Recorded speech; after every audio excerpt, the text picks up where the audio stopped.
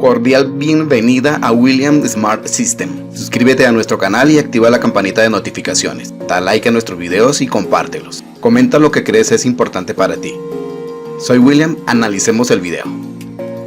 Los hechos de los falsos positivos son dolorosos. Yo me he referido a ello desde el ejercicio presidencial, después en un libro que escribí en los años 2010, 2011, publiqué en 2012. Pedí perdón a las víctimas, a los colombianos. Y la pregunta que usted me hace de asistir a esta comisión, yo participé con un grupo de colombianos en la promoción del no al plebiscito. Ganó el no, se desconoció. Enmendaron el acuerdo de una manera que viola totalmente las reglas de la democracia, porque no lo enmendaron con otro plebiscito. Además, no lo enmendaron siquiera con un acto legislativo, con una ley, lo enmendaron con una proposición en el Congreso. Entonces, hay un desacuerdo profundo con el origen de estas instituciones que me priva a mí de asistir a esta comisión. Yo he sido muy respetuoso con el padre de Hugo. En mi casa se le aprecia, he tenido muchas conversaciones amistosas con él. Un día él dijo que si se le podía abrir mi archivo. Dije, todo, ábranlo todo. También me dijo que si iba a la comisión de la orden, padre, a usted le digo todo lo que me quiera preguntar, como lo puse en un libro, como se lo digo a los diferentes comunicadores que me entrevistan, como lo he dicho en tanto foro y en tanto debate, padre, pero padre, entienda, no debo ir a la comisión. La política de seguridad democrática tiene un antecedente, que es el manifiesto programático de 100 puntos de mi candidatura presidencial, en el cual yo dije con absoluta claridad que habría una política de seguridad eficaz y de respeto a los derechos humanos. Así empezamos el gobierno. Así está claramente en el documento de la doctora Marta Lucía Ramírez, hoy vicepresidenta y canciller, entonces ministra de la Defensa, sobre la seguridad democrática. En 2003 empezaron algunas ONGs a decir que la seguridad democrática no daba de baja a criminales, sino que asesinaba a campesinos. Inmediatamente yo tomé una decisión, la decisión de que cualquier persona que fuera dada de baja en un combate, su cuerpo no podría ser movilizado por las Fuerzas Armadas, que tenían que esperar que llegara y lo hiciera el levantamiento del cadáver, el CTI de la Fiscalía. Inclusive hoy expedimos un decreto en la época, porque estoy lleno de acciones para contarlas, he contado mucho, se las repetiré hoy. Casi todo lo que le voy a decir está en el libro No hay causa perdida de 2012. Entonces expedimos un decreto para que el CTI de la Fiscalía acompañara todas las operaciones militares.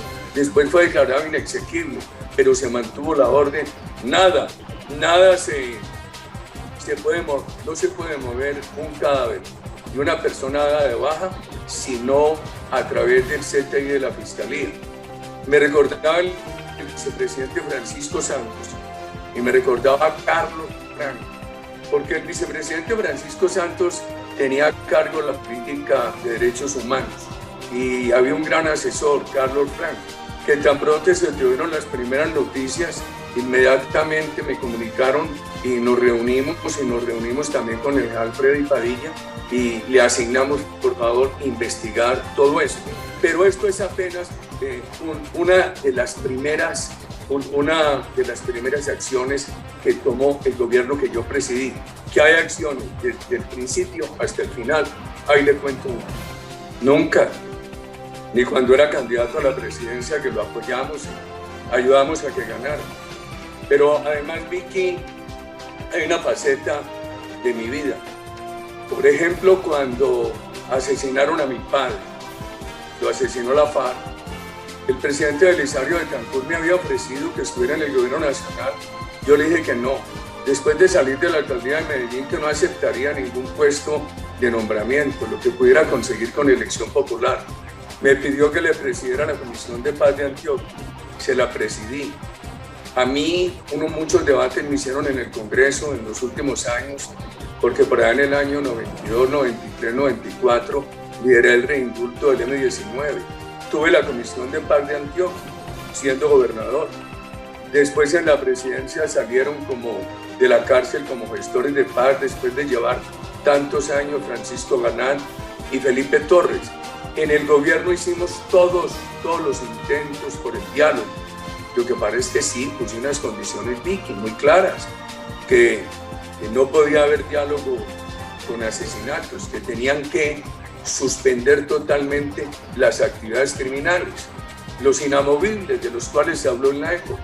Lo intentamos con el ELN, fue el doctor Luis Carlos Restrepo a Cuba, se habló, se le hizo saber eso a la FARC, se hizo un gran esfuerzo y siempre premiamos la política de movilización. O sea que lo que usted me dice, el señor nunca me lo dijo.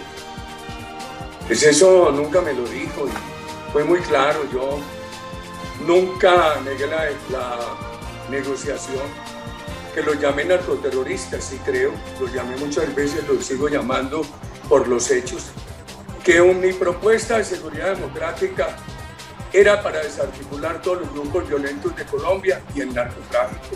Y bastante avanzamos, por favor, Vicky. La verdad es que nunca lo expresó, entonces ¿qué me lo iba a imaginar yo? Además, le oí varios discursos en los cuales se refería a la FARC como grupo terrorista. O sea que me extraña mucho el contraste entre los discursos de la época y lo que después hizo como presidente. Incluso él ha dicho algo que me parece muy grave. Él dice que aplicábamos la doctrina del Vietnam, que él la cambió y que yo acepté ese cambio de una doctrina que yo había impulsado. Eso no se habló nunca. Eso no lo ha aplicado Colombia, ni antes de mi gobierno, ni en mi gobierno. La doctrina del Vietnam, que los mismos Estados Unidos no quisieron aceptar esa crítica, era de el body count, cuente muertos, cuente bajas. No hay un solo documento, ni en los gobiernos anteriores a los que presidí, ni en mi gobierno, que incluya esa doctrina. Eso no es cierto. La palabra no se mencionó. Cuando a mí me dicen que en la Comisión de la Verdad él habló de eso, digo, ¿pero de dónde? Pero además esa doctrina la caracterizaban los críticos de los Estados Unidos con otros elementos. Por ejemplo, con bombardeos sobre la población. No hay un solo bombardeo en el gobierno nuestro contra la población. Todos esos bombardeos en el gobierno nuestro fueron dirigidos a blancos legítimos. Que envenenamiento con aviones, nunca. Las fumigaciones nuestras, que fueron la continuación del Plan Colombia que yo encontré, fueron fumigaciones contra cultivos ilícitos, sin afectar población civil, sin afectar cultivos legales, sin afectar recursos naturales. La prueba es que no hubo quejas, o hubo un mínimo de quejas. Y entonces él dice que gracias a ese cambio de doctrina, que ahora me sorprende que él hable de ese cambio de doctrina, lo cual nunca mencionó, que fue que se tuvo éxito. Los éxitos de la seguridad democrática empezaron desde el inicio del gobierno y el señor llegó por allá en el año 2006, a mediados. Yo le quiero recordar a la audiencia de Bogotá que nosotros empezamos la seguridad democrática destaponando las carreteras de Colombia y además, y en eso hubo éxito, y con la Operación Patriota en Bogotá y en Cundinamarca, que liberó a los bogotanos y a los cundinamarqueses de toda esa pesadilla del terrorismo. Incluso los éxitos de nuestros bombardeos se pudieron dar por el entrenamiento de nuestras Fuerzas Armadas y no por el señor ni por mí. Estados Unidos nos suministró porque nos tenía confianza a mi gobierno y muy temprano, y en eso no tuvo que ver el señor, nos suministró las bombas de precisión. que fueron fundamentales en los bombardeos que le dieron en puntos muy importantes a los terroristas, como el de Raúl Reyes, el otro, el de Acacio, el de Martín Caballero, etc. Primero, esa doctrina no existió, ni en los gobiernos anteriores. Ahí están todos los comandantes de la época, están todos los documentos. Él no la mencionó. Yo no entiendo dónde dice el señor que se cambió la doctrina. Porque, por ejemplo, si lo que pretendía él decir que existió esa doctrina era porque se preferían las bajas, por favor, desde el principio del gobierno, siendo ministra de la Defensa la doctora Marta Lucía Ramírez, y ahí están todos aquellos que fueron comandantes generales, empezando por el general Mora Rangel, quien después trabajó con el señor en los acuerdos de La Habana. Siempre se prefirió la desmovilización. Aquí están las cifras. ¿Usted sabe cuántos desmovilizados hubo en ese gobierno sin cambiar las instituciones? 53.663, 29.000 capturados, 13.000 bajas. O sea que esa doctrina no existió. Eso de contar cuerpos, eso yo no sé de dónde sale, además porque no lo dijo en la época. Y aquí lo que se prefirió siempre en ese gobierno, de principio a fin, fue la desmovilización, una desmovilización sin precedentes. Pero y con el mérito de que no afectó a las instituciones. A mí me parece, yo tengo que rechazar eso, porque yo tuve 5 ministros de defensa honorables. No habían sido mis amigos personales, excepción del doctor Uribe Chavarría. Quien primero ejerció el ministerio fue la doctora Marta Lucía Ramírez, y ella empezó de manera categórica con la prioridad de las desmovilizaciones. Los consejos de seguridad, que eran tan frecuentes, generalmente tenían participación en una etapa inicial de la comunidad que ponía todas las quejas. Para mí era muy importante la participación de la comunidad. Eso me ayudó a crear una gran sincronía entre la comunidad y las Fuerzas Armadas. Y después, la segunda parte del Consejo de Seguridad, participaban solamente los comandantes nacionales de la región, delegados de la Procuraduría, la Fiscalía, ojo con estos, gobernadores y alcaldes. Y por supuesto, las Fuerzas Armadas mostraban todas las cifras, de tal fecha a tal fecha, tales y tales delitos, etc. Eso que dice el señor, yo no sé de dónde lo saca. Porque, por ejemplo, yo llevaba una contabilidad diaria. A mí a las 5 o 6 de la mañana me daban el informe de los delitos que se habían denunciado el día anterior. Y siempre la contabilidad que llevábamos permanentemente, la que nos entusiasmaba, era la contabilidad de las desmovilizaciones. Entonces, esto no es la palabra del señor contra la mía. Ahí están todos quienes fueron comandantes de la época. Ahí están los consejos de seguridad con gobernadores y alcaldes, etc. Y todos estos puntos que me estás preguntando, yo tengo que decir enfáticamente que los rechazo, y yo creo que será muy importante el testimonio de otras personas que fueron ministros de defensa y el testimonio de los altos comandantes, inclusive del señor general Mora Rangel, primer comandante general y gran amigo del expresidente Santos, como quiera, que estuvo en todo el proceso de La Habana. Él se posesionó antes del 20 de julio de 2006, y la conversación que recuerdo, pudo haber otras, fue una noche que él llegó a la presidencia de la República con unos funcionarios. Esto está narrado en el libro que se llama No hay causa perdida, y con el general Padilla y unos funcionarios. Creo que ya estábamos entrando en la parte final del año 2008. Entonces me dieron, oigas esto, me dieron un informe de que había 27 altos comandantes, altos oficiales, que podían estar incursos en falsos positivos. Solamente uno de ellos podría estar incurso en conducta criminal. Los otros en unas conductas administrativas de falta de aplicación rigurosa de los protocolos, y que eso habría facilitado falsos positivos, sin que me lo dijeran. Tarde de la noche Al final de esa reunión les dije, bueno, es suficiente con lo que me han dicho. Entonces mi decisión, sin que me lo dijeran, mi decisión es desvincularlos. Se lo anunciaré al país a las 7 de la mañana. Inclusive, ellos llegaron a la presidencia, me dieron el informe, sin que me lo dijeran yo tomé la decisión y a las 7 de la mañana los desvinculé. Inclusive recibí mucha crítica de los amigos de las Fuerzas Armadas por esa desvinculación y la verdad para mí fue muy doloroso porque yo he querido a los soldados y policías de Colombia. Ahora, yo sobre el tema, ya le conté, Vicky, en una de las primeras preguntas suyas, aquella reunión muy al principio del gobierno en el año 2004 con el vicepresidente Francisco Santos, Carlos Franco y el general Paiva León. Pero es que hubo muchas acciones nuestras. La lucha por los derechos humanos empezó desde el día que arrancó nuestro gobierno hasta el final. Imagínense que el gobierno mío se favoreció del Plan Colombia, que había suscrito el señor expresidente y el señor presidente Pastrana en su ejercicio, y que tan útil fue nuestro gobierno, y ahí había una gran exigencia en materia de derechos humanos.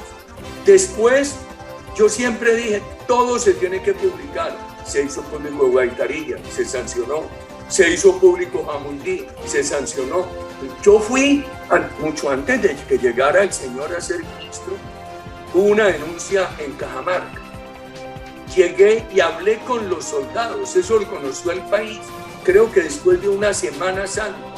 Los soldados finalmente me mintieron porque me dijeron que habían atacado a la FARC y resulta que habían asesinado a unos campesinos y a los soldados los condenaron. Sigamos. El doctor Camilo Espina, siendo ministro anterior al señor, tomó a raíz de los eventos de Jamundí 2 decisiones. La primera decisión, le dije, mire, ministro, la justicia penal militar no asume el conocimiento de este caso.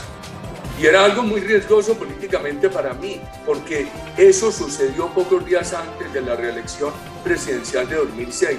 Dije, que la justicia ordinaria exclusivamente investigue este caso. Y oiga el acuerdo que hizo nuestro gobierno, ministro Camilo Espina con la Fiscalía. Cada que haya una baja, la investigación no la asume la justicia penal militar, sino la Fiscalía, el CTI. Eso fue un gran paso por la transparencia. Y eso es antes de la llegada del señor, es en el ejercicio de Camilo Espina. Inclusive se llegó a decir, con esta decisión Uribe acabó con la justicia penal militar. Después, en los años del señor, en su ejercicio presidencial, decía, llegaron a decir que yo había acabado con la justicia penal militar por ese acuerdo. Ese acuerdo se hizo en aras de la transparencia, pero lo criticaron tanto y no lo modificaron y lo pudieron haber modificado. O sea, pero mire, hay otras decisiones muy importantes antes de la llegada del señor. Por ejemplo, ¿qué dice el señor? Por supuesto, por supuesto. Entonces, antes de la llegada del señor, el doctor Francisco Santos y Carlos Franco se reúnen con el Comité de Derechos Humanos de la Gobernación de Antioquia a examinar 29 casos. Oiga lo que se hizo, se fortaleció enormemente la Fiscalía de Derechos Humanos. El gobierno nuestro financió para que pasara de 42 fiscales de derechos humanos a 102 antes de la llegada del señor. Y se dictaron unas directivas muy importantes, como la Directiva de Protección de los Trabajadores, de sindicalistas, de periodistas, de desplazados, etc. Cuando yo llegué, en este país se asesinaban 170 aproximadamente dirigentes de los trabajadores al año. Había un capturado. Quise haber llegado a cero. Tomamos todas las medidas. En el último año, por diferentes razones, infortunadamente, asesinaron 14. Quedaron 200 sentencias condenatorias y ejecutoriadas. Algo parecido hicimos con sus colegas periodistas. Asesinaban 15, 17 al año. En los últimos 3 años habríamos querido 0. Uno por razones de ese problema de violencia guerrillera y otros por otras razones. Igualmente grave, cualquier asesinato. Todas esas directivas empezaron mucho antes de la llegada del Señor. Recuerdo el esfuerzo de Francisco Santos y de Carlos Franco, que obtuvieron para fortalecer en la Fiscalía el equipo de investigadores sobre quejas contra integrantes de las Fuerzas Armadas. Y recuerdo cuando se tramitaron 13 millones de dólares. Se tramitaron 13 millones de dólares con los Países Bajos para poder fortalecer la política de derechos humanos. O sea, que esfuerzos hubo muchos. Después de esa reunión, por allá en 2008, cuando yo tomo la decisión de desvincular a los 27 altos oficiales, yo recuerdo que fui a la oficina de las Naciones Unidas en Bogotá y me pusieron cara a cara con un capitán del ejército, testigo protegido. Y el capitán me dijo que él trabajaba en la brigada de Ocaña y que allí habían asesinado a un campesino por proteger al narcotráfico y dar la impresión de que atacaban al narcotráfico. No guardé silencio. En la puerta de esa oficina se lo comuniqué al país y esas personas están condenadas. Esto es Vicky. Quiero decirle una cosa de todo corazón a los compatriotas que nos escuchan. Nunca me demoré para tomar una decisión. Esto es, nadie puede decir que fui omisivo. Siempre que había una información, tomábamos una decisión. Por favor, a ver, entrar yo a acusar al Señor de falsos positivos, yo sería un irresponsable. Yo tengo una gran responsabilidad con el país y tengo que dejar a un lado la ofensa de la inexactitud y tratar de proceder con la menor subjetividad. Él llega antes del 20 de julio de 2006. Ese informe me lo entregan en aquella noche, creo que es de octubre de 2008. Infortunadamente, en ese lapso crecieron mucho los falsos positivos. Qué dolor, qué dolor. Que yo vaya a acusar al Señor de ninguna manera. Pero lo que sí rechazo es que Él niegue todo el esfuerzo que se hizo desde un principio, con unos ministros y una ministra, hoy vicepresidente de toda honorabilidad, y el doctor Uribe Echavarría y Camilo Espina, etc. Fue un gran esfuerzo y tiene que entender otra cosa. Ese fortalecimiento de la Fiscalía al pasar de 42 a 102 fiscales para derechos humanos y al fortalecer toda la unidad para investigar a los miembros de las Fuerzas Armadas, empezó a producir órdenes de captura desde antes de la llegada del Señor. Y a eso se le sumó las decisiones drásticas que tomábamos, el acuerdo de Camilo Espina o la decisión de aquella noche de octubre de 2008 de vincular los 27 altos militares. Es un conjunto de decisiones desde el principio del gobierno. Entonces, si el doctor Juan Manuel Santos dice: yo fui a presentar a la presidencia ese informe, es verdad. Si él dice que se esmeraron con unas políticas de derechos humanos, también es verdad. Lo que no es verdad o lo que es inexacto es no ver lo que pasó desde el principio del gobierno, donde hubo un gran esfuerzo. Entonces muchas personas preguntan, ¿y si los otros ministros anteriores no hicieron esfuerzo y el gobierno no hizo esfuerzo, por qué el mayor número de falsos positivos fue entre julio de 2006 y octubre de 2008, en el periodo del Señor? De Juan Manuel Santos. Él no, por eso es muy grave esa injusticia de él con el gobierno. Con el gobierno, él fue el que me pidió que lo nombrara. Si tenía esos desacuerdos conmigo, ¿cómo me pide que lo nombre? ¿Cómo así? ¿Cómo? Expresidente, espérenme un momentito. ¿Él, Juan Manuel Santos, le pidió que lo nombrara ministro de Defensa? Me pidió que lo nombrara. Primero él nos hacía oposición. Después yo fui a un foro, a la Fundación del Señor. Recuerdo que la doctora Alicia Arango me decía que llegó una invitación a esta Fundación Buen Gobierno que van a discutir sobre la sostenibilidad de la seguridad democrática. Y dije, no, doctora Alicia, yo no voy a ir. Y me dijo, tienes que ir. Y fui. Allá habían criticado mucho la seguridad democrática, habían dicho que no era sostenible. Y yo dije un discurso que se lo resumo. El país está pasando de un círculo vicioso de más violencia, menos inversión, más pobreza, a un círculo virtuoso de menos violencia, más seguridad, más inversión, más cohesión social. Cuando regresé a la mesa me dijo, a usted con ese discurso no lo derrota.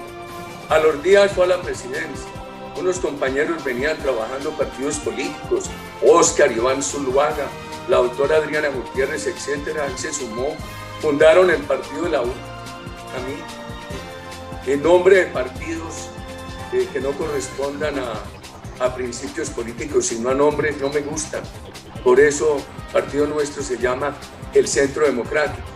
Y cuando se ganaron las elecciones del 2006, él vino y me dijo, ¿qué va a hacer conmigo? ¿Qué me va a nombrar? Le dije, ¿cómo le parece? Le dije estas palabras. Lo voy a nombrar ministro de la Defensa para que sea presidente. Y tengo tantos recuerdos, por ejemplo, el día que rescatamos a Ingrid Betancourt.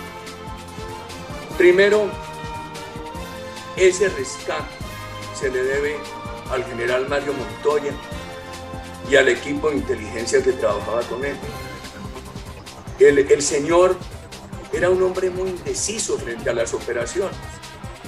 2 días antes nos reunimos el general Padilla y yo, y el general Padilla me dijo, presidente, si la FARC nos devela el operativo y no deja que los rehenes suban al helicóptero, el señor dijo, hay que dejarlos regresar a la celda. Yo dije, de ninguna manera, bajo mi responsabilidad, hay que procurar, hay que aplicar el plan B, que era lo que yo llamaba un círculo militar humanitario.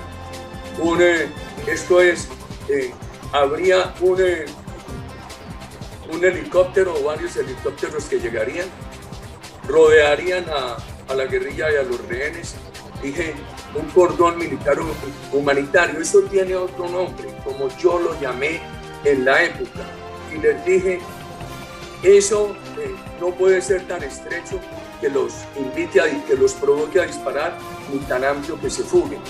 El día que se rescató ya Ingrid y hubo ese éxito, y a los 3 norteamericanos y a tantos colombianos, me preguntaron a mí, él y sus altos mandos, que si yo iba a ir a recibirla. Y le dije, no vaya, recíbala, que la norma mía es asumir las dificultades y que las personas que trabajan conmigo asuman los éxitos, cobren los éxitos. Y por eso él recibió a Ingrid. Y en la noche yo dije un discurso, por ahí está bien, porque me preguntaban, ¿y por qué no le dispararon a los guerrilleros que quedaron en tierra? Y porque queríamos tener una operación sin un solo disparo, porque queríamos darle un mensaje de paz a la FARC. Ahí está mi discurso. Eso se llamaba el plan B que no tuvimos que aplicar, se llamaba cerco militar humanitario. Inclusive de eso informé a Cosner, que era el médico de Médicos Sin Fronteras, francés, que era el ministro de Relaciones Exteriores de Francia, y que estaban muy interesados en el rescate de Ingrid Betancourt. Juan Carlos Pinzón fue un gran viceministro. Usted sabe mis diferencias con el gobierno del señor. Yo digo que si tenían dudas de Juan Carlos Pinzón, ¿cómo lo nombraron entonces secretario general de la presidencia, ministro y embajador en Washington? Yo creo que yo habría querido que él se quedara aquí para las épocas políticas difíciles que vienen. Pero si le aceptó al presidente Duque la embajada en Washington, puede hacer una gran labor allá. Ese es un señor totalmente transparente, respetable. Y yo no sé de dónde salen con ese cuento ahora, porque el señor nunca me lo dijo.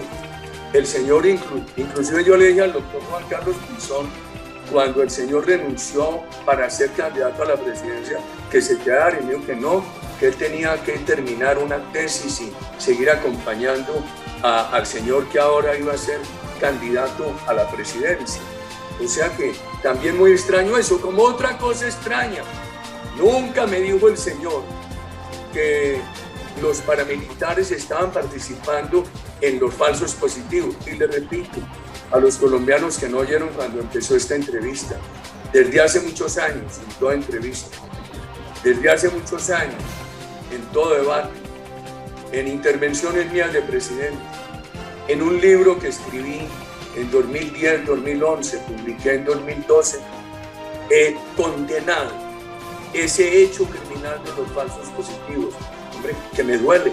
Mire, algún sacerdote me dijo, usted sí, el padre de Ruz, sí le duele. Hoy sí me he acordado de eso y he tenido dolor, porque hoy hace 38 años la FARC mató a mi padre. Y le decía yo a Lina hoy y a mis nueras, les decía, he tenido un día de tanto malestar en el alma, recordando el asesinato de mi padre y lo que le pasó a mi familia y a mi hermano ese día. Por favor, uno que siente tantos dolores, ese dolor siempre lo he expresado, pero tengo que decir esto: la política de seguridad democrática era una cosa, los falsos positivos nada tienen que ver con ello, porque dicen, no, es que Uribe exigía mucho, a todo el mundo, Vicky, a todo el mundo. Entonces yo le exigía al ministro de Obras, le preguntaba al director del SENA cuántos cupos van, le preguntaba al ministro de Hacienda cómo va este incentivo, le preguntaba al ministro de Comercio cómo va este incentivo al turismo, etcétera. Yo permanentemente, como hacía los consejos comunitarios los sábados y muchas veces domingos, reuniones con la comunidad, a toda hora le hacía seguimiento. Entonces el cuento no es, no, como Uribe exigía mucho, esa exigencia llegó a los falsos positivos. No, ahí hay problemas de criminalidad que nada tienen que ver con los altos comandantes, nada tuvieron que ver con los ministros de defensa, problemas de criminalidad que nada tuvieron que ver con la seguridad democrática, que bastante le sirvió al país. Vi que Colombia era un país de 28.000 asesinatos. En la seguridad democrática el país no quedó perfecto, pero eso se bajó a la mitad. Los secuestros se redujeron en un 90%, por Dios. Ustedes, los periodistas, sobre todo los de regiones, volvieron a sentir libertad para expresarse, para opinar. El país paró en ese gobierno el asesinato de líderes de los trabajadores. Por Dios, cuánto mejoró el país, cuánto mejoró la inversión, cuánto se disminuyó la pobreza. El país no quedó perfecto, pero habíamos mejorado. Expresidente. Y la política esa de falsos positivos hubiera sido una política de altos mandos del gobierno, del presidente de la República, el país no habría mejorado como mejoró. ¡Qué tristeza tener esa mácula en un país que mejoró! Primero, había presión para que tuviéramos un país seguro. Mire, eso me obliga a decir lo siguiente. Dígame. Como gobernador de Antioquia y como presidente de la República, de pronto yo soy el ciudadano que más ha conversado con las Fuerzas Armadas. Y ahí hay testigos de alcaldes y gobernadores de la época. Por ejemplo, el doctor Luis Pérez era alcalde de Medellín cuando lanzamos todo ese operativo de la Comuna 3. Y yo apelo a esos testimonios para que le digan al país cómo observaron mi conducta. Entonces, el gran afán nuestro era que el país retornara a la seguridad. Para mí la seguridad es un valor democrático, una fuente de recursos. Iba de la mano de la política de confianza e inversión y de la política social. En todas hubo avance. Como soy el ciudadano que de pronto más ha hablado con las Fuerzas Armadas, he lanzado un reto, que lo repito esta noche. Si hay algún integrante de las Fuerzas Armadas de Colombia que hubiera recibido un mal ejemplo de mi parte, de palabra o de obra, esté en mora decirlo. Y llevo 20 años, 10 años, 11 años lanzando ese reto, Vicky. Y procuré permanentemente exigir mucho eficacia y transparencia. Ahí están todas mis intervenciones, las públicas y las privadas tenían testigos muy importantes. O estaba el ministro, más los comandantes, más la fiscalía, más la procuraduría, más gobernadores, más alcaldes, etc. Y nuestro gran afán fueron las desmovilizaciones. Por eso 53.663 desmovilizaciones contra 13.000 bajas y 29.000 capturas. Yo tengo un concepto de que la expresión de los sentimientos tiene que ser oportuna. Por eso a las madres de Soacha, siendo yo presidente, en una reunión de la presidencia donde se hablaron temas muy delicados, les pedí perdón. Por eso en tanta conferencia, en tanto foro y en aquel libro publicado en 2012, ahí está el capítulo de los falsos positivos, ahí está la expresión de estos sentimientos. En mi caso, no ha estado vinculada al asedio de los organismos que se crearon en La Habana. Es muy anterior. Ese libro fue publicado en octubre de 2012. Ahí está el capítulo de los falsos positivos. La expresión de los sentimientos, como el dolor y el perdón, tienen que darse en el momento oportuno. No pueden tener factores influenciadores que pongan en duda el carácter genuino del sentimiento que se expresa. Pero usted me iba a preguntar por el conflicto, por la guerra, cosas que sorprenden, ¿no? Cosas que sorprenden nunca. Y la verdad es que yo sí dije siempre que no aceptaba el conflicto y que no aceptaba que era guerra, que era una política de seguridad democrática. En cambio, el señor tiene varios discursos en ese gobierno nuestro donde los señala a la FARC de terrorista. Entonces yo he procurado no cambiar eso porque tengo arraigadas convicciones. Primero, el señor nunca me señaló esa diferencia, nunca me reclamó, nunca se refirió a ella. Y le voy a decir esto bien. Que digan que Álvaro Uribe no aceptó el conflicto, no aceptó la guerra, y ahí se puede derivar que entonces se excusaba en esa negación para inaplicar el derecho humanitario. Eso es falso. ¿Por qué dije yo que no aceptaba el conflicto?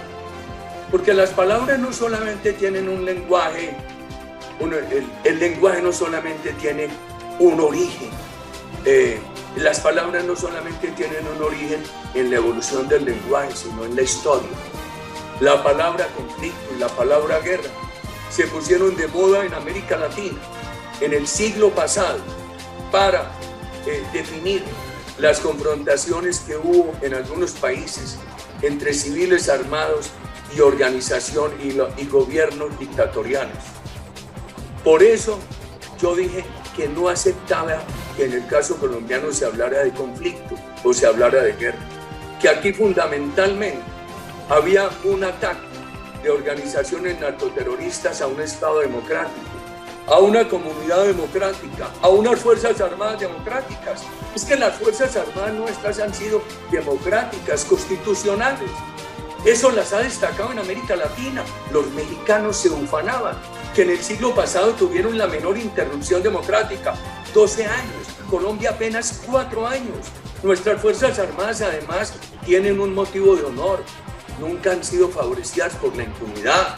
Quienes de sus integrantes han fallado han sido severamente castigados. Yo por eso no estuve de acuerdo que pusieran a las Fuerzas Armadas de igual a igual con el terrorismo en La Habana o que la sometieran a la JEP. Es que esto quiere tener implicaciones en la JEP, que la sometieran a la JEP. Una justicia ideologizada impuesta por el grupo narcoterrorista FARC, y no he estado de acuerdo que siga lo que empezaron en el gobierno anterior, que es la narrativa de debilitamiento de las Fuerzas Armadas. Una policía, unas Fuerzas Armadas fortalecidas producen fenómenos de detención, de disuasión del crimen, y esa disuasión es cumplimiento de los derechos humanos. Entonces que vengan a decir, uno con o sin conflicto, con o sin guerra, en una política de seguridad tiene que cumplir con los derechos humanos y con el derecho internacional humanitario. Que no, por eso yo estoy en desacuerdo con el gobierno Santos, que dejó crecer las nuevas bandas criminales, porque no las trataban como organizaciones criminales a las que había que enfrentar contundentemente aplicando todas las normas de derechos humanos. Es verdad, yo no acepté el tema conflicto ni el tema guerra.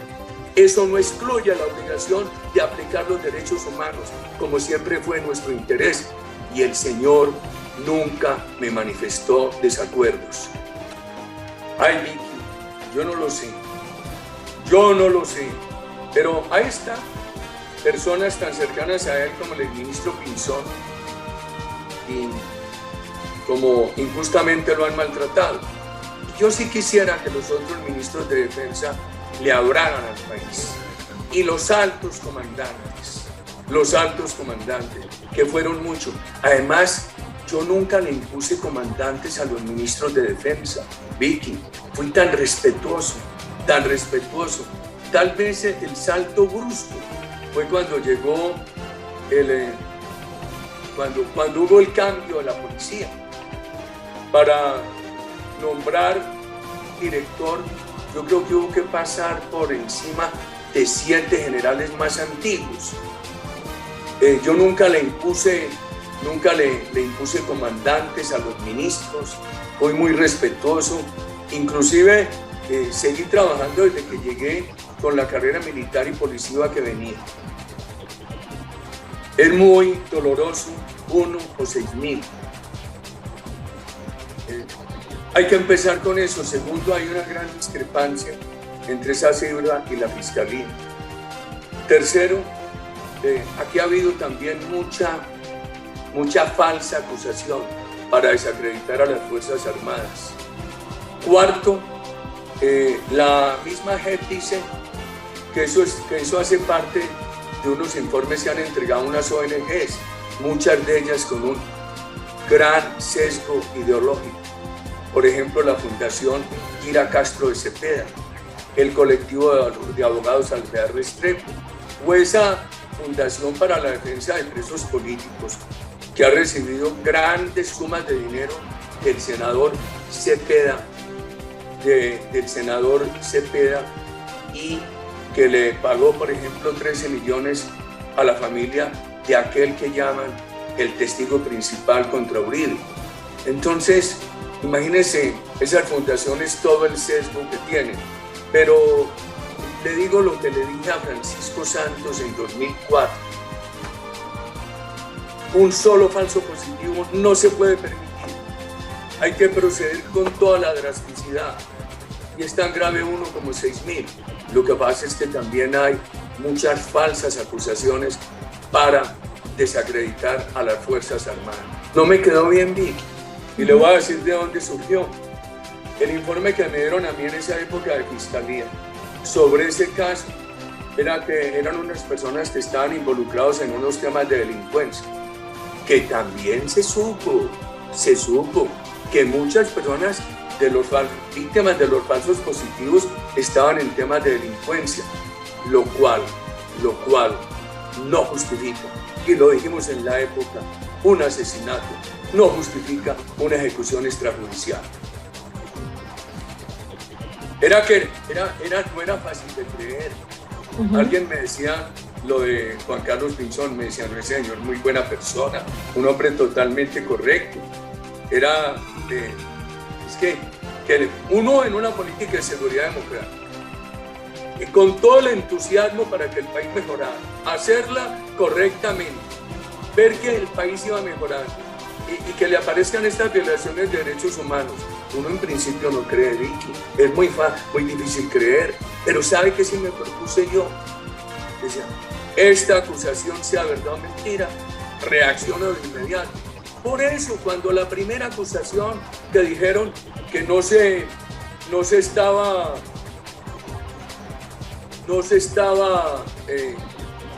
persiguiendo, no se estaba dando de baja criminales, sino que se estaba asesinando campesinos, por eso ahí mismo.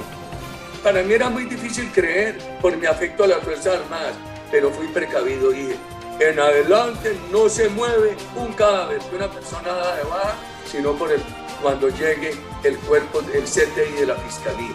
Entonces, son temas difíciles de creer.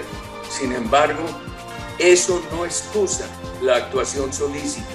Y lo que sí reivindico ante los colombianos fue que nuestra actuación fue solícita, rápida, inmediata.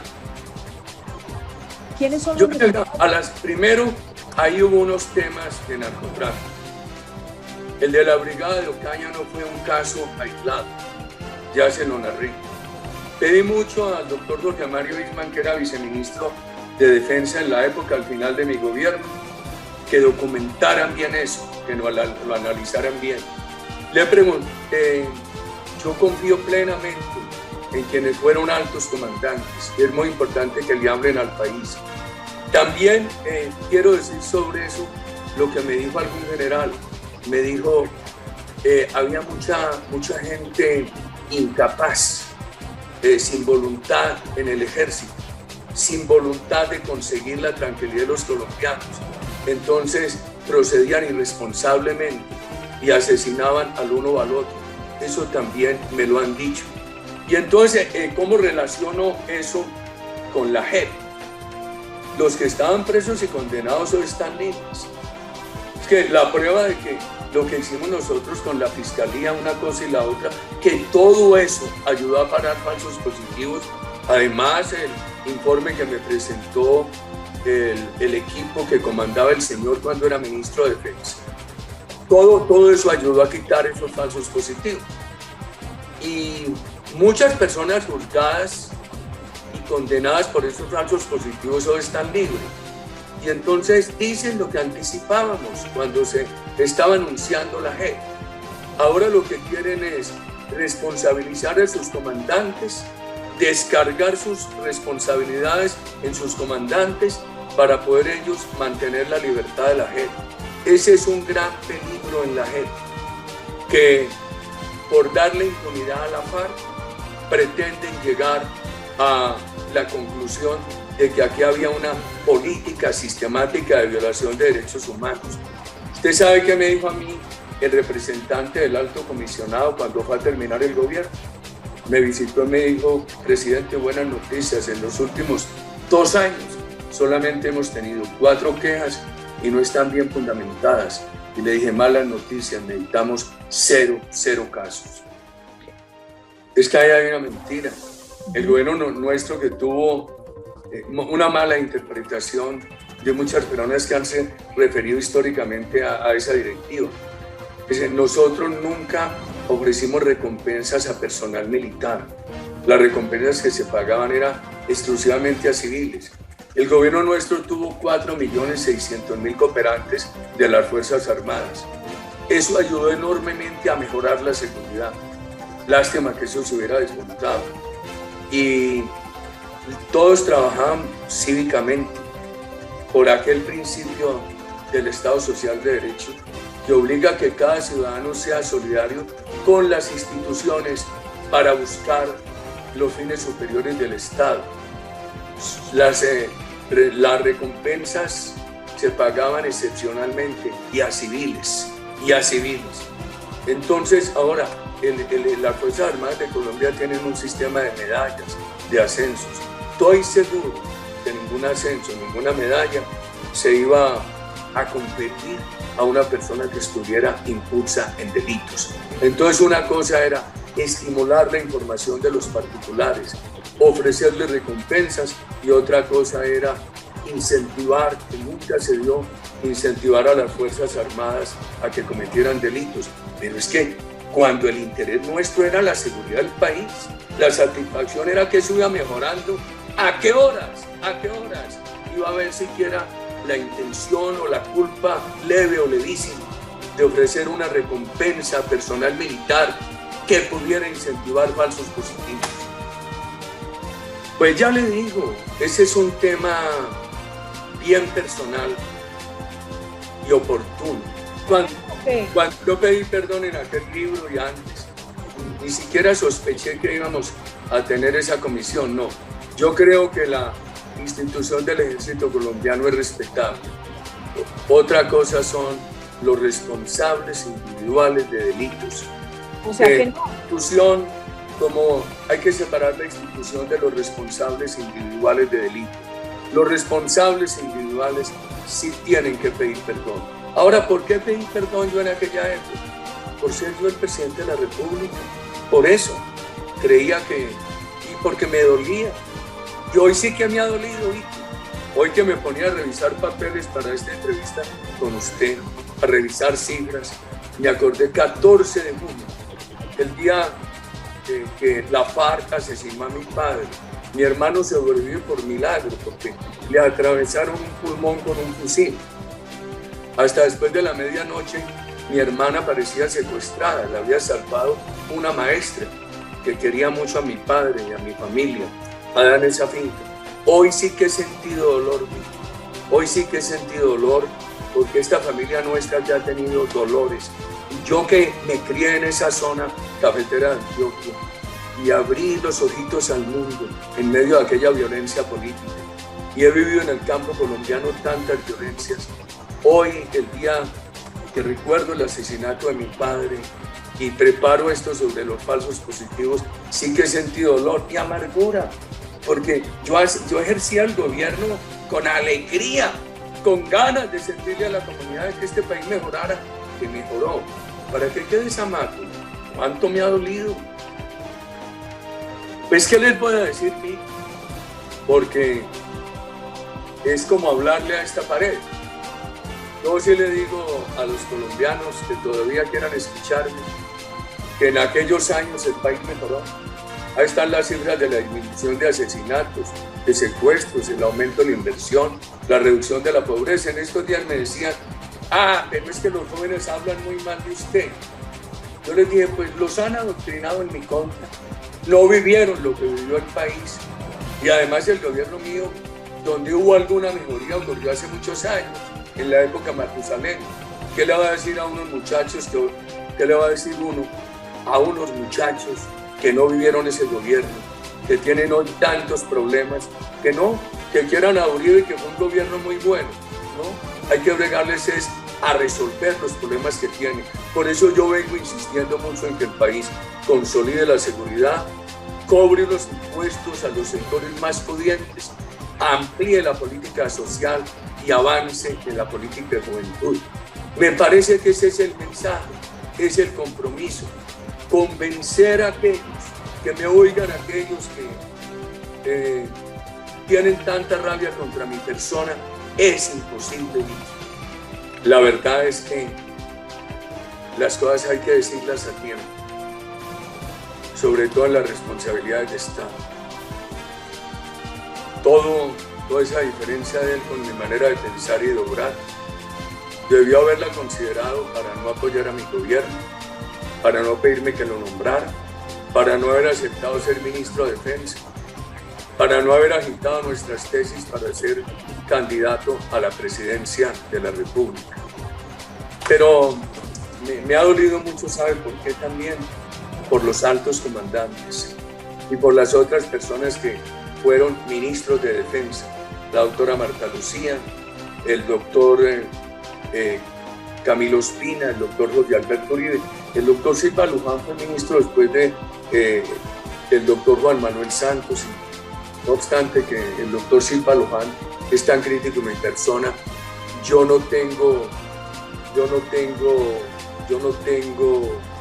quejas del ministerio que ejerció el doctor Silva Luján, ni de los altos comandantes, Vicky.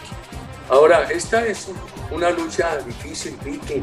La verdad es que uno tiene que definir si lo motiva el asedio del momento, si lo motiva la vanidad o si lo motivan las convicciones.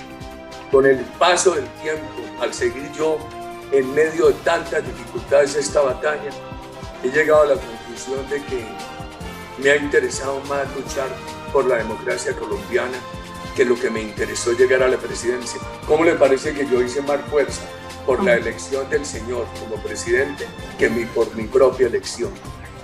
¿Cómo le parece? Por eso yo diría algo que solía decir mi padre: hombre, es que los suyos son muy locos. En el caso mío, con todas esas decisiones, yo no voy a terminar en el manicomio, sino en el bobicomio. En el bobicomio. Hice más fuerza por la elección presidencial del señor que por mi propia elección. Cuando yo reconocí con Andrés Arias unos casos de corrupción en el Ministerio de Agricultura. Me dijeron, no lo diga porque no lo elige. Y primero los intereses del país que los míos. Cuando tomé las decisiones sobre Jamundí, me dijeron, déjelas para después, porque la elección presidencial es en pocos días y no lo van a elegir. No, cuando una noche llegó mi asesor de comunicaciones y me dijo, el TLC con Estados Unidos está muy mal en las encuestas de opinión. ¿Usted por qué no deja eso para después de elecciones? Y de ninguna manera, es engañar al país. Entonces lo que hice fue salir una noche en RCN Televisión de 10 de la noche a 7 de la mañana del otro día a contestar preguntas de mis compatriotas. La verdad es que los intereses superiores del país no pueden llevarlo a uno a cálculos, para abstenerse de decir, de hablar sobre los temas fundamentales. Comprendo su dolor, le duele mucho. Y deben tener la certeza que eso no tuvo que ver con la política de seguridad democrática. Eso tiene entre las fuentes dos fuentes. Un tema de narcotráfico, como ocurrió en la brigada de Ocaña, que están condenados los responsables de esa brigada y de esas conductas. Y un tema, como me decía un general de la República, de gentes incapaces, con espíritu sin solidez ética, que no eran capaces de prestar bien su servicio en las Fuerzas Armadas y entonces se iban por la vía fácil del delito. Acababa de ganar la elección de 2006 y le había ido bien a los congresistas que nos apoyaban. El gobierno tenía prestigio, el gobierno que yo presidía tenía prestigio. Acababa de ganar yo en primera vuelta por una amplia votación. Todo el señor me visitó, me dijo eso, le dije, lo voy a nombrar ministro de Defensa para que sea presidente. Bien extraño eso, pero mire, muchos estudiantes me han preguntado, cuando he dictado conferencias de liderazgo, ¿por qué el día que liberaron a la doctora Ingrid Betancourt, el señor apareció bajándose del helicóptero con él? Primero, el señor tuvo muchas dudas de la operación, hasta el punto que llegó a decir que, a la pregunta del general Padilla, que si la FARC descubría el operativo, había que dejarlo regresar a la selva. Y yo dije que no, que bajo mi responsabilidad no, que estaba el plan B, que era el cerco militar humanitario, que no fuera tan apretado, que provocara, que disparara, ni tan amplio que se jugara. Se hizo, salió bien. Me preguntan, ¿usted va a ir a recibir a Ingrid? Yo, no, vaya el señor ministro, vayan los altos mandos y el señor ministro para su futuro político. Y él dio una declaración, dio siempre declaraciones muy duras contra la FARC, llamándolos terroristas. Y entonces aquella noche yo ya se lo digo hoy, aquella noche yo dije, ¿por qué no se le disparó a los guerrilleros que quedaron en tierra? Porque queríamos dar una señal que estábamos buscando la seguridad para que el país viviera en paz. Y lo que queríamos era un país sin secuestrados, que todos estos guerrilleros se reintegraran, etc. Por ahí es que dijo el señor, ustedes recuerdan que uno de los liberados fue el doctor Liscano de Caldas. Entonces el señor dice que yo deshumanicé la guerrilla porque yo le ofrecí a la FARC públicamente a los que estaban secuestrados que si devolvían los secuestrados, el guerrillero que devolvía un secuestrado, el gobierno le ayudaba con recursos a instalarlo en el extranjero, a protegerlo. Y efectivamente hubo un guerrillero que devolvió al doctor Liscano y yo me apersoné de que se le cumpliera. Entiendo que lo mandaron para el extranjero, lo pusieron a salvo, etc. Entonces me critican eso, siquiera lo hice. Eso estaba bien, por supuesto, claro, pero no sé, es que son temas y entonces uno va mezclando un tema con otro. El de los operativos, por ejemplo, es que ¿Cómo niegan que el gobierno empezó a tener éxito desde el principio? El Plan Patriotas y distinguidos ciudadanos de Bogotá y Cundinamarca empezó con el gobierno. Lo de las carreteras empezó con el gobierno. Todo lo que se hizo desde el principio del gobierno. Y entonces él niega, él cree que los operativos importantes fueron por la estadía del señor en el ministerio. No, eso fue acumulando mucha experiencia.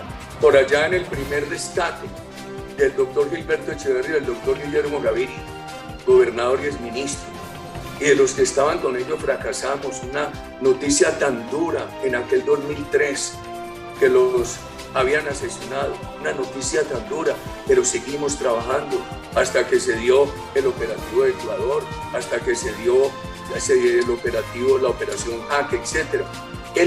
Yo recuerdo el 31 de diciembre de 2006, teníamos previsto que un equipo militar llegara al campamento donde estaba el doctor Fernando Araújo, rescate que me propuse desde el día que llegué al gobierno. Entonces estábamos ahí, estaba el señor, estaba el general Padilla, íbamos para el nuevo Ojayá, ese nuevo Ojayá que construyó el gobierno nuestro, y no se había podido iniciar el vuelo del aeropuerto de Medellín de Río Negro porque había mucha lluvia en el Chocó. Y al Padilla se acerca y me dice, me acaba de llamar el informante que al doctor Araújo lo van a mover hoy. ¿Qué hacemos? Y le dije, general, anticipemos el operativo, ya mismo. El señor vaciló, trató de pararlo. Yo siempre decía, bajo mi responsabilidad. Y llamé a don Alberto Araújo, que en paz descanse, y le dije, don Alberto, nos ha ocurrido esto, vamos a hacer el operativo. Al ratico lo llamé y le dije, los helicópteros llevan 20 minutos de vuelo. Afortunadamente se hizo ese operativo, el doctor Araújo se pudo escapar. Un cerco militar humanitario se encontró con él a los 5 días y el señor celebró el triunfo y apareció su foto en todos los periódicos nacionales e internacionales, y a mí me gustó mucho. Nada más satisfactorio para el alma que delegar los éxitos a quienes trabajan con uno. Yo siempre me reservaba que para el debate con Chávez, para el reclamo de Correa, para tal problema, para tal otro, pero los éxitos los delegaba. Siquiera lo hice Vicky. Hay temas de tenis. Le voy a hablar de ese tema, pero le voy a decir, ¿sabe por qué estoy hablando yo hoy de los falsos positivos? Porque mantengo dolor por eso, porque pienso en todos los colombianos con ese dolor, porque mi familia ha tenido muchos dolores. Yo sé que es el dolor, porque tengo responsabilidad con otras personas que fueron ministros de defensa, porque tengo responsabilidad con otras personas que se esmeraron tanto por los derechos humanos, como Francisco Santos, como Carlos Franco, porque tengo responsabilidades con los comandantes de unas Fuerzas Armadas democráticas, constitucionales, que han sido un ejemplo en el hemisferio. Por eso he tenido que salir a hablar. El otro tema no tiene esta connotación. Además, sobre la circunstancia hoy del país, pienso que es muy importante consolidar la recuperación de la seguridad. Ahora leía antes de empezar esta entrevista que hoy está gravemente un integrante de la policía, que en el Valle del Cauca estaba trabajando en los desbloqueos. Por Dios, eso es lo que necesitamos, recuperar esa seguridad y acelerar la política social. Eso sí que me preocupa. Un país con 42,5% de pobreza por el agravamiento que trajo la pandemia. Necesitamos los recursos y acelerar esa recuperación, esa superación de la pobreza, que no se pierde este mes del receso del Congreso, porque si eso no se hace, se pone en un gran riesgo la democracia. Eso sí me angustia, los riesgos para la democracia. Tengo que hablarle, no hay causa perdida, la diferencia entre la seguridad democrática y asesinatos de falsos positivos, el tema de conflicto y guerra, el origen, la implementación de la seguridad democrática, los derechos humanos, las operaciones, ya chuleado, presidente, ya. la preferencia siempre por desmovilizados, la doctrina de Vietnam, la JEP, en fin, he estado llenándome de documentos porque referirme a ese tema no implica ninguna responsabilidad mía con el país. De pronto por eso es que no me he referido a ese tema, ni es útil para el país. A mí me parece que yo sí tengo una responsabilidad de hablarle al país y siempre lo he hecho sobre este tema que hemos hablado hoy. Y además creo que tengo una responsabilidad, porque tengo una responsabilidad en un partido, no obstante mi abrupto retiro del Congreso, ese proceso tan injusto sobre mi persona. Nosotros elegimos muchos parlamentarios en el 2018, muchos colombianos votaron por mí, yo no puedo dejar de preocuparme por el país. Entonces a mí sí me preocupa hoy la prioridad de rescatar la seguridad, reactivar la economía y avanzar en la política social. Esos sí son temas trascendentes. El otro, de que una reunión de fulano, perano, el señor, que se den la mano, eso no le importa al país y los jóvenes se ríen de eso. Dos preocupaciones, dos urgencias. Restablecer la seguridad, reactivar la economía con una gran aceleración de la política social que supere la pobreza extrema y le vuelva a imprimir celeridad a la disminución de la pobreza monetaria. Colombia disminuyó mucho la pobreza entre el 2001 y el 2013, pero la congelaron desde el 2013. Y cuando el presidente Duque empezó por buen camino la economía, le vino la pandemia. Y lo que ha hecho el gobierno es bueno, pero lo de la pandemia es mucho más grave. Por eso se necesita acelerar la política de lucha contra la pobreza extrema, la política de equidad. Por eso mi angustia de que se vaya a perder el mes de receso del Congreso. Hombre, unos impuestos que paguen los más pudientes, un impuesto del 34% a las empresas, cuando llegaron a pagar el 42%, la sobretasa al sector financiero, y que ese alivio que fue el descuento tributario del ICA se queda en el 50% y no vaya al 100%, eso a nadie le duele y le ayuda mucho al país. Háganlo rápido, por favor, señores ministros del gobierno nuestro, del gobierno que apreciamos. Háganlo rápido, queridos parlamentarios de los diferentes partidos. Muchísimas gracias. Así llegamos al final de nuestro video. Espero ser portador de buenas noticias. Comparte esta valiosísima información. Suscríbete a tu canal William Smart System. Dale me gusta para que llegue a más amigos. Gracias.